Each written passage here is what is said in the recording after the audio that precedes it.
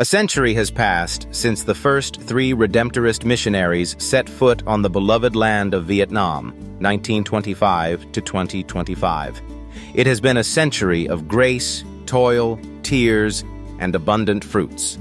From the humble beginnings of a small missionary group from Canada, the seed of the gospel has taken deep root in the heart of this nation, and the congregation of the Most Holy Redeemer has become a vibrant part of the history of the church in Vietnam. Today, as we celebrate the centennial of our presence, we not only look back with gratitude, but also look forward with hope. This 100-year journey stands as a testimony to the faithful love of God and the generosity of generations of Redemptorists, priests, benefactors, and lay faithful who have labored together in building the mission of redemption in Vietnam. In 1925, by the mandate of the Holy See and the invitation of Cardinal Rossum, prefect of the Congregation for the Propagation of the Faith, 3 Redemptorist missionaries from the province of Sainte-Anne-de-Beaupré, Canada, Fr. Hubert Consineau, Father Eugène Larouche, and Brother Barnabé, arrived in Hue. November 30th, 1925 is remembered as the official beginning of the Redemptorists in Vietnam. Hue, then the cultural and religious center of central Vietnam, became the first cradle of the mission. In an unfamiliar land, with linguistic and cultural barriers, the missionaries began their mission through prayer, teaching, and daily presence among the people. They learned Vietnamese, shared the life of the poor, and gradually introduced the Redemptorist charism, to preach the good news to the poor.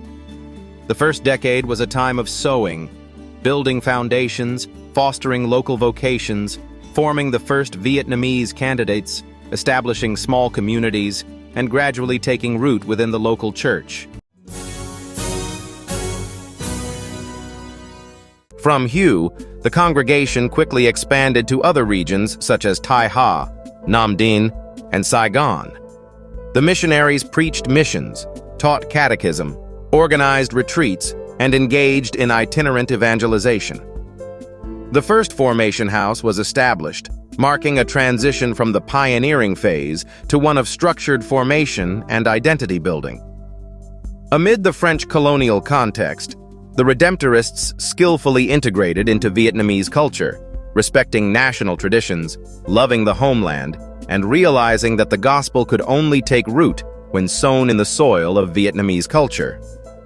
The Redemptorist spirit was never detached from human suffering, but immersed in the struggles of the people. The first fruits of native vocations began to appear, paving the way for future generations of Vietnamese Redemptorists.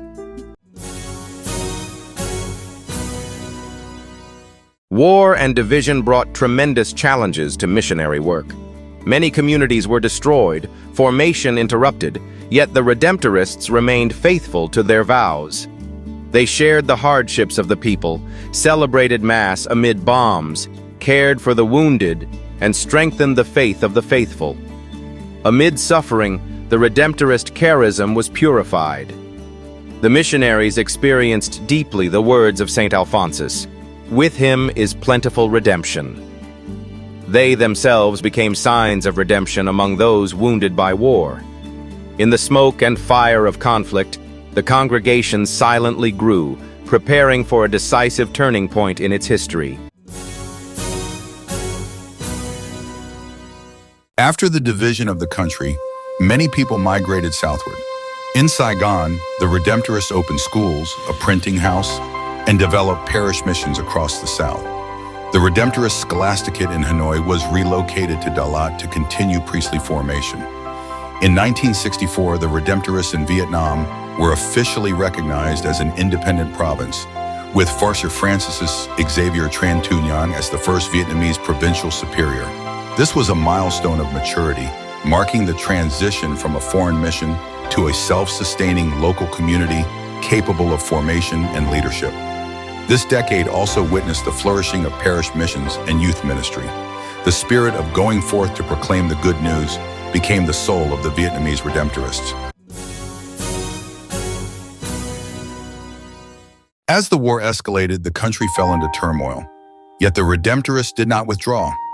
They were present among the poor, the sick, the refugees, and those in the conflict zones. Some even offered their lives, among them for Alphonsus Nguyen Duc Diem and Brother Paul Pham Mon in Quang Ngai. Many communities were displaced, yet the mission endured. At the same time, the congregation embraced the spirit of the Second Vatican Council, renewing its consecrated life and pastoral approach. More than ever, the Redemptorists realized that the heart of their mission was not material work, but people, the poor, the abandoned, those most in need of redemption.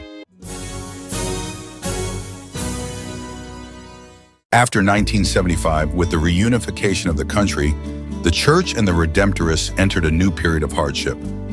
Many houses, such as those in Dalat, Tu Duc, and Nha Trang, were confiscated, and public pastoral activities were heavily restricted.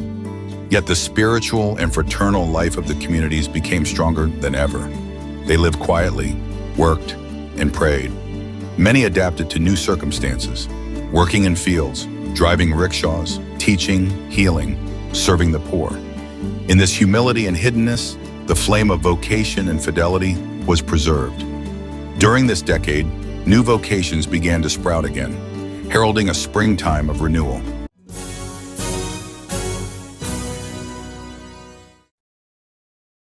From the late 1980s, as the country entered the period of renovation, Doi Moi, the Redemptorists also experienced renewal in their mission.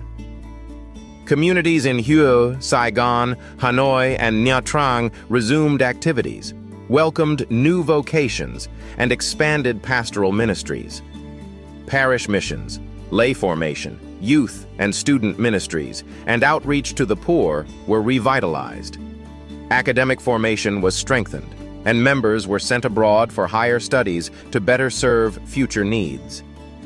A deeper communion with the Vietnamese church was forged. The Redemptorists did not stand apart from society, but journeyed with the nation, building a culture of life, justice, and solidarity. Entering the 21st century, the Vietnamese Redemptorists identified new pastoral priorities, serving the poor, promoting justice and peace, accompanying migrants, caring for the marginalized, and proclaiming the gospel through modern means of communication. Catholic media networks, volunteer groups, pro-life initiatives, and outreach to victims of social injustice have become distinctive marks of the congregation in this era. Over the past 2 decades, the Redemptorists have also expanded their presence to new dioceses, mountain regions, the Central Highlands, the Mekong Delta, and even abroad. The Redemptorist lay missionary family was formed, uniting religious and lay people in the shared mission of redemption. The centennial celebration, 1925 to 2025, is not only an occasion for Thanksgiving, but also a renewed commitment to the founding spirit, to proclaim the good news to the poor amid a rapidly changing world. As the congregation enters its 2nd century in Vietnam, it is called to renew its mission through 3 fundamental directions. 1. Faithfulness to the Redemptorist identity, to preserve the spirit of St. Alphonsus, compassion for sinners and the abandoned, fidelity to the Church, and love for the poor. 2.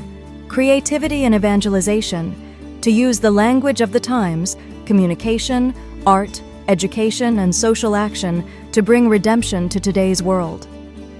3. Synodality in mission, to journey together with clergy, religious, and laity as a sign of communion and hope in a world thirsting for truth and love. The 2nd century will be a time of mercy and creativity.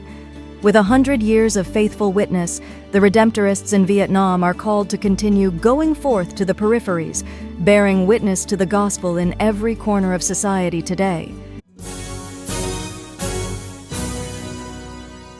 100 years, filled with trials, faces, and countless lives that have together written the history of the Redemptorists in Vietnam.